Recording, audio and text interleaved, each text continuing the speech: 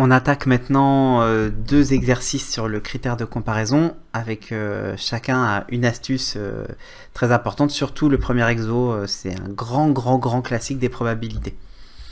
Alors on démarre, donc on a cette série de termes généraux 1 sur k de puissance k on veut montrer que ça converge et que la somme de la série est plus petite que 1.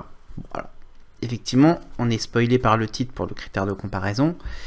Mais comme derrière je veux une majoration de ma série, de la somme de la série, je me dis qu'a priori je vais devoir jouer avec les inégalités. Donc c'est pour ça que je m'oriente pas mal vers le critère de comparaison.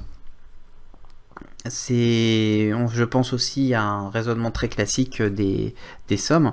Si je veux majorer une somme de UNVN, imaginons que j'ai UN, je sais qu'il est compris pour tout n entre un grand M et un petit m, avec les M et grand M qui ne dépendent pas de grand N, de petit n.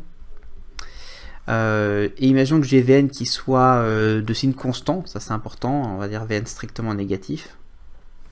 Je me retrouve avec Vn Un plus petit que grand M Vn et plus grand que petit m Vn.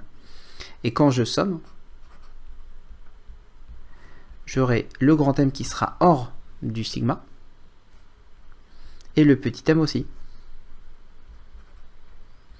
Et ça me permet d'avoir encadré ma somme ici. Donc je me dis, c'est peut-être quelque chose comme ça que je dois utiliser. Donc je vais essayer de majorer le terme général. Et peut-être qu'en plus, je pourrais utiliser le critère de comparaison. Et aussi, qu'est-ce que je remarque? Je remarque le 1 sur 2 puissance k, ben ça c'est une série qui converge. Ce qui me pose problème en revanche, c'est le 1 sur k. Mais le 1 sur k, je sais qu'il est plus petit que 1. Et là, on revient à quelque chose.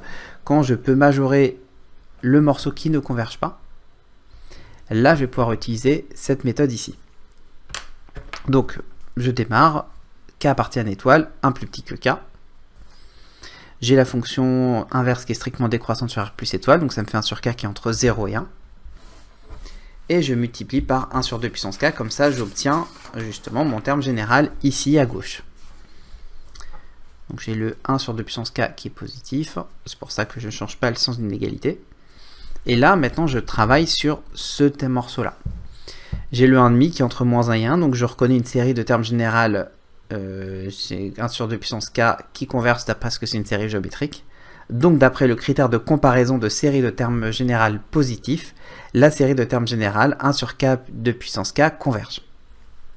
Et une fois que j'ai ça, je peux sommer, parce que je ne peux pas encore sommer. Si je somme avant d'avoir prouvé la convergence, ça ne marche pas. Si je passe aux suites des sommes partielles pour après montrer la convergence, ce n'est plus le critère de comparaison des séries de termes positifs, c'est le critère de comparaison des suites. Et ça, les correcteurs aiment moins, surtout qu'en plus les élèves vont confondre et vont dire le critère de comparaison de série alors qu'en fait ils sont en train d'étudier des sommes partielles. Si tu veux en savoir plus, regarde la vidéo où je parle justement de la démonstration du critère de comparaison, ça permet de comprendre comment on l'utilise. Maintenant, donc je me dis, il faut que je somme tout ça. Et comme les séries sont convergentes, je peux sommer k allant de 1 à plus infini. J'ai prouvé que celle a convergé, celle-là c'est la série géométrique, donc tout va bien. Et j'ai cette somme plus petite que 1 sur 2, puis la somme des 1 sur 2 puissance k. Il ne me reste plus qu'à calculer celle-là. Alors il y a deux méthodes. Première méthode, on va passer par le changement d'indice. Là ici je démarre à 1 et moi je vais démarrer à 0. Donc je fais i égale k moins 1. Ce qui fait que maintenant je vais obtenir la somme pour i allant de 0 jusqu'à plus infini d1,5 puissance k plus 1.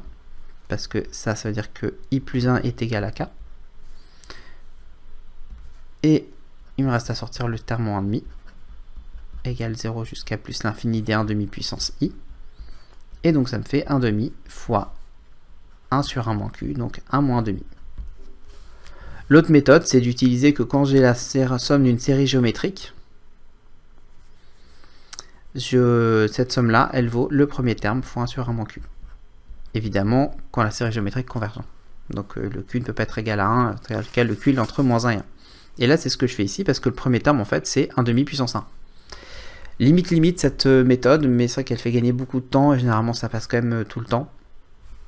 Donc 1,5 puissance 1 fois 1 sur 1 moins 1,5. Tranquille, je simplifie par 1,5 et ça me fait 1. J'ai bien obtenu ma majoration.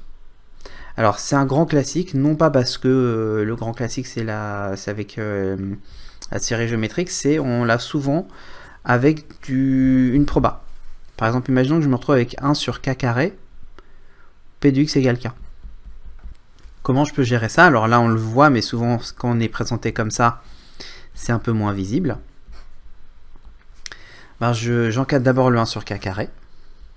Il est plus petit que 1, plus grand que 0. Je multiplie par la proba qui est positive, donc je ne change pas le sens de l'inégalité.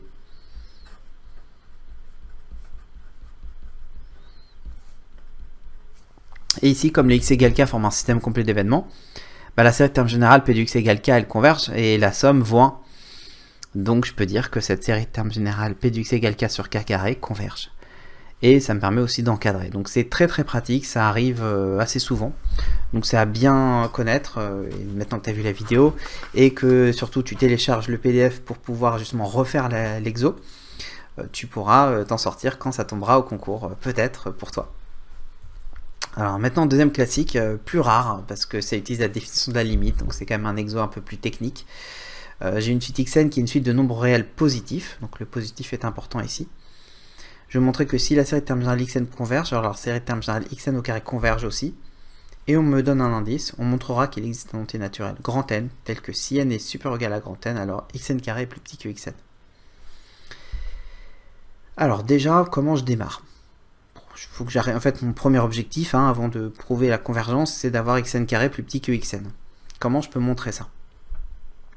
On me le dit, c'est pas pour tous, c'est à partir d'un certain rang. Qui dit à partir d'un certain rang, dit limite.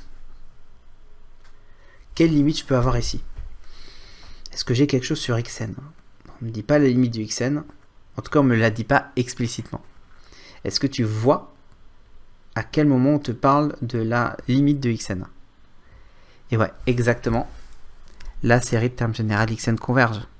Or, d'après le cours, si la série de termes générales xn converge, ça veut dire qu'xn tend vers 0.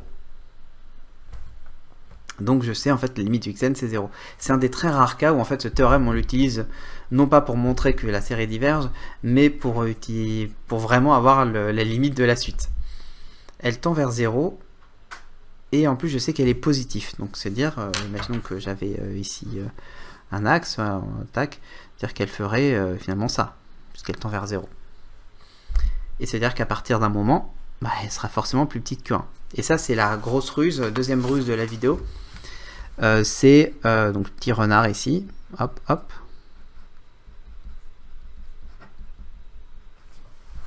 C'est la série de termes générales xn converge, donc la limite tend vers 0. Et par définition de la limite, j'aurais pu préciser, et comme quel que soit n appartient à grand N, xn est positif, d'après la définition de la limite, j'ai xn qui est entre 0 et 1, à partir d'un certain rang. Et ça, c'est le truc en fait, quand tu tends vers 0, à un moment tu vas être plus petit que 1. Et ça, c'est très utile quand tu veux montrer une inégalité, ou tu veux en fait te débarrasser du terme qui tend vers 0, et en fait en le majorant par 1, c'est génial parce que maintenant je multiplie par xn positif, et je me retrouve avec xn carré qui est plus petit qu'xn. Et c'est exactement ce qu'on me demandait dans la question. Donc j'ai ça. Il me reste plus qu'à utiliser le critère de comparaison, parce que moi je sais que la série de termes générales xn converge. Donc d'après le critère de comparaison de série de termes générales positifs, la série de termes générales xn carré converge. Donc j'ai bien, si la série de termes générales xn converge, alors la série de termes générales xn carré converge aussi. On passe à d'autres exos maintenant qui utilisent le critère de négligeabilité. On va voir un cas où la série converge et un cas où la série diverge. Mais ça, c'est pour la prochaine vidéo. Cette vidéo fait partie d'un cours complet sur les séries que tu peux suivre gratuitement. Un cours pour passer du niveau 0 au niveau sujet de concours. Imagine si tu avais acquis toutes les notions clés du chapitre des séries. Les ruses, le cours, les démonstrations, les rédactions types, les méthodes principales. Souvent, on attaque les sujets de concours sans avoir acquis au préalable des fondations solides. On regarde la correction et on se dit « je vois pas comment j'aurais pu y penser ». Mais si tu ne sais pas sur quels exercices travailler pour cela, c'est normal. Et c'est là qu'intervient mon cours sur les séries. Avec ce cours, que j'ai conçu comme un cours particulier, tu vas acquérir progressivement toutes les bases sur le chapitre. Alors attention, tu ne seras pas encore une star sur les séries. Je te conseille par exemple déjà de refaire chaque exercice 2 ou 3 fois, et tu auras le PDF avec la correction détaillée pour cela. Et compléter ces exercices avec d'autres sujets pour acquérir les notions qui permettent d'obtenir les plus belles notes au concours. C'est beaucoup de boulot les maths, c'est pas instantané. Mais cette fois, tu auras les armes pour travailler les sujets les plus compliqués, notamment ceux donnés par ton ou ta prof en prépa.